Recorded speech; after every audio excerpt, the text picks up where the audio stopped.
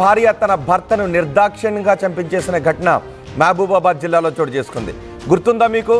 2 రోజుల క్రితం 3 పిల్లలను ప్రియుడిపై మోజుతో విషం పెట్టి చంపేసింది ఒక తల్లి. అంతకుముందు ప్రియుడిపై మోజుతో భర్తను చంపించేసిన భార్యల ఉదంతాలు చాలా వచ్చాయి. ఇప్పుడు మరో భార్య ప్రియుడిపై మోజుతో భర్తను గొడ్డళ్లతో నరికించేసిన ఘటన వెలుగు చూసింది. ఈ ఘటన మహబూబాబాద్ జిల్లాలో చోటు చేసుకుంది. హెల్త్ సూపర్వైజర్ పార్థసారథి హత్యకు కారణాలేంటో తెలిసాయి. హెల్త్ సూపర్వైజర్ పార్థసారథిని ఎవరో గొడ్డళ్లతో నరికి రోడ్డు పక్కన ఉన్న పొదల్లో పడేశారు. ఆయన మహబూబాబాద్లో హెల్త్ సూపర్వైజర్గా పనిచేస్తున్నారు. భద్రాచలం నుంచి మహబూబాబాద్కు వెళ్తున్న సమయంలో గుర్తు తెలియని వ్యక్తులు గొడ్డలతో నరికి చంపేయడంతో ఈ హత్య కలకలం రేపింది. ఆ తర్వాత పోలీసులు ఛాలెంజింగ్గా తీసుకొని హత్య గల కారణాలను వెతకడం మొదలుపెట్టారు.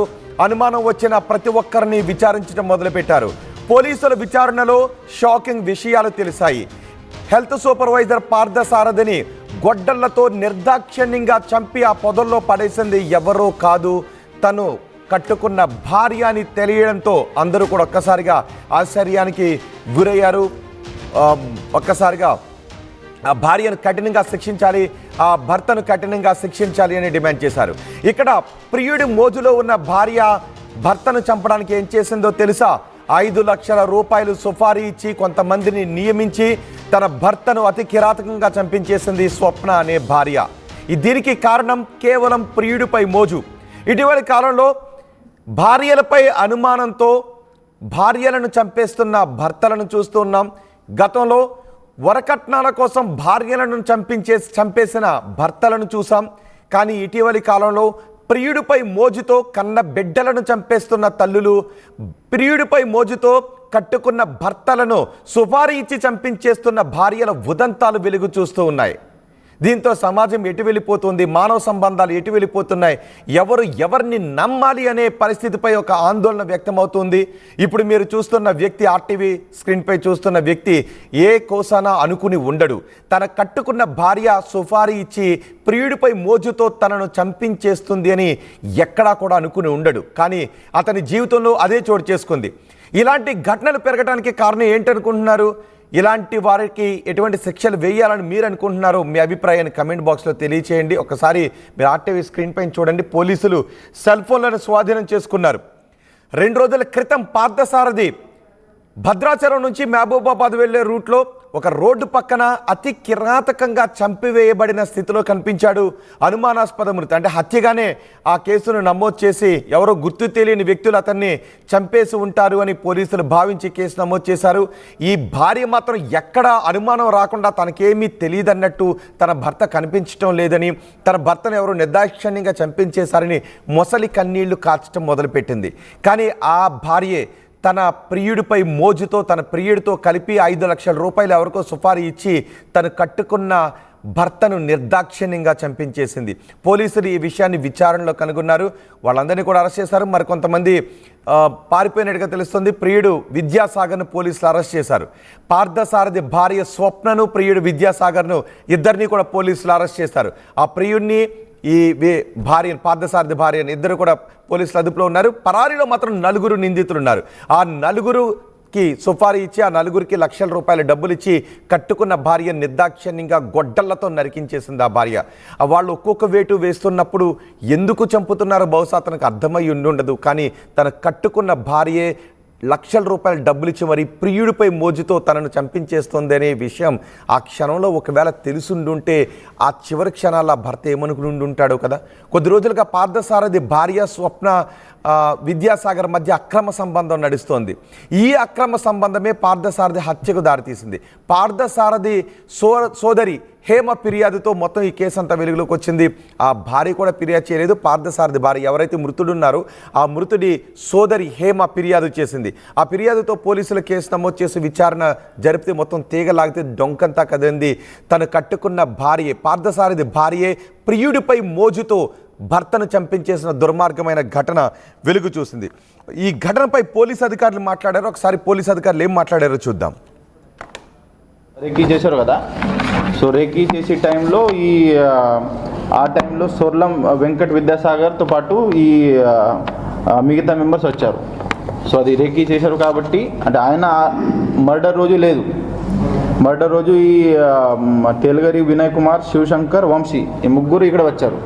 బట్ ఇంతకుముందు 1 month బ్యాక్ వాళ్ళు ఇక్కడ వచ్చి రేకీ చేశారు కదా. సో రేకీ చేశారు కాబట్టి ఆయన పేరు కూడా మనం యాడ్ చేసినాం. అంటే రేకీ చేశారంటే ఆయనకి ఐడియా ఉంది వీళ్ళు ఎందుకు రేకీ చేస్తున్నారు. 100% మర్డర్ చేయాలి అది ప్లాన్ ఉండే. ఆ ప్లాన్లో ఆయనది కూడా పార్ట్ ఉంది కాబట్టి ఆయన కూడా మనం యాడ్ చేసాం. మిగతా ఇప్పుడు ఈ ముగ్గురు పర్సన్స్ ఎవరైతే ఉన్నారో వాళ్ళకి అరెస్ట్ చేసిన తర్వాత వాళ్ళకి ఇంకా ఎవరెవరు సాయం చేశారు వాళ్ళది కూడా పేరు యాడ్ అవుతుంది. రిలేటెడ్ సెక్షన్స్ ఏమేమి ఉంటాయి సో అది వాళ్ళకి అరెస్ట్ చేసిన తర్వాత మనం ఫర్దర్ డిస్కస్ చేసేదాం. సో దీంట్లో ముఖ్యంగా ఇప్పుడు సీజర్లో ఈ A1 అంటే ఈ డిసీజ్ వాళ్ళ భార్య దగ్గర 2 phones మనం సీజ్ చేసాం. అండ్ అక్యూజ్డ్ A2 ఎవరితో ఉన్నారు అంటే ఆమె పారామోర్ ఆయన దగ్గర ఒకటి మొబైల్ ఫోన్ మనం సీజ్ చేసినాం. సో దీంట్లో ముఖ్యంగా ఇప్పుడు మనం చెప్పాలంటే ఈ A1 A2 ఈ భార్య ప్లస్ ఆమె పారామోర్ వాళ్ళకి ఈ మొబైల్ ప్లస్ టెక్నాలజీ గురించి కొంచెం ఐడియా ఉంది. సో వాళ్ళు నార్మల్ కాల్ చాలా తక్కువ చేశారు. సో ఇప్పుడు మనం ఈ టెక్నికల్ అనాలిసిస్ చేసిన తర్వాత కూడా అది వాళ్ళు మ్యాక్సిమం కాల్ వాట్సాప్ కాల్స్ చేశారు. వాట్సాప్ కాల్లో కూడా వాళ్ళు స్పెసిఫిక్గా ఏం చేశారు, కాల్ చేసిన తర్వాత ఇమీడియట్ హిస్టరీ డిలీట్ కూడా చేశారు. సో అది వాళ్ళు ఇన్షూర్ చేయడం జరిగింది. బట్ ఈ మిగతా వాళ్ళది మనకు ప్రాపర్ టెక్నికల్ ఎవిడెన్సెస్ ఉన్నాయి. ఇప్పుడు ఈ వాట్సాప్ కాల్ది కూడా మనం FSLకి పంపి అది రికవరీ చేసి యాజ్ పర్ అంటే ఎవిడెన్సెస్ కలెక్ట్ చేసి చార్జ్ షీట్ టైంలో మనం యాడ్ చేయొచ్చు. వెహికల్ ఇంకా మనం సీజ్ చేయలేదు. ఎందుకంటే ఇప్పుడు ఈ వెహికల్ ఈ అక్యూజ్డ్ ఎవరైతే ఉన్నారో అంటే ఎవరు ఈ మెయిన్ ఎవరు చేశారో వాళ్ళకి అరెస్ట్ చేసిన తర్వాత మనకు తెలుస్తుంది అసలు వాళ్ళు ఎక్కడ దాచిపెట్టారు అది. సో వాళ్ళకి అరెస్ట్ చేసిన తర్వాత మనకు తెలుస్తుంది. ప్లస్ ఇప్పుడు ఈ అక్యూజ్ అందరూ అరెస్ట్ చేసిన తర్వాత మనం లీగల్ కస్టడీ కోసం కూడా అడుగుతున్నాం. అడిగిన తర్వాత అసలు ఈ మొత్తం రికవరీ పార్ట్ అది చూసారా ఎంత దుర్మార్గమైన ఘటన. పార్థసారథి స్వప్న ఇద్దరు భార్యాభర్తలు. స్వప్న విద్యాసాగర్పై మోజులో పడింది. విద్యాసాగర్ స్వప్న మధ్య ప్రేమాయణం నడుస్తోంది. భర్తను వదిలేసి విద్యాసాగర్ స్వప్న ఇద్దరు కూడా పడక సుఖానికి బాగా అలవాటు పడ్డారు.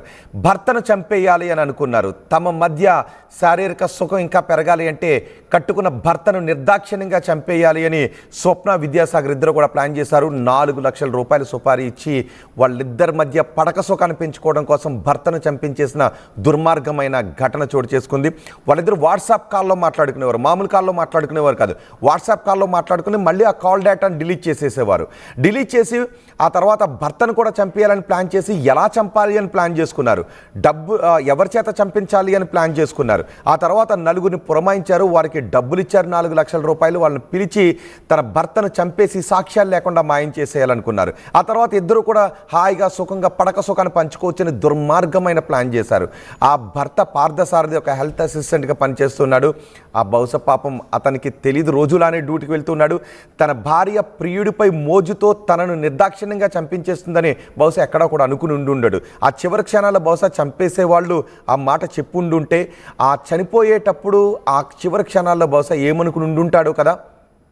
ఎస్, దీనిపైన ఇప్పుడు పోలీసులు విచారణ జరిపిన తర్వాత భార్య స్వప్నను, ప్రియుడు పార్థసారథిని ఇద్దరిని కూడా, ప్రియుడు విద్యాసాగర్ని ఇద్దరిని కూడా అరెస్ట్ చేశారు. కటకటాల వెనక్కి నెట్టారు. ఇప్పుడు ఆ సుపారీ తీసుకుని చంపేసిన 4 కోసం పోలీసులు బృందాలుగా గాలిస్తున్నారు. మీరేమనుకుంటున్నారు ఈ ఘటన గురించి? మీ అభిప్రాయం కమెంట్ బాక్స్లో తెలియచేయండి.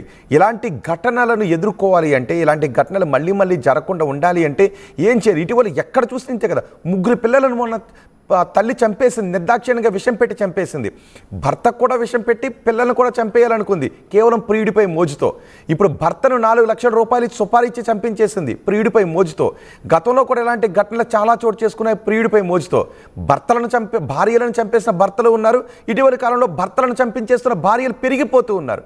సో ఇలాంటి ఘటనలు, భార్యలను చంపే భర్తలు, భర్తలను చంపే భార్యల్ని సమాజంలో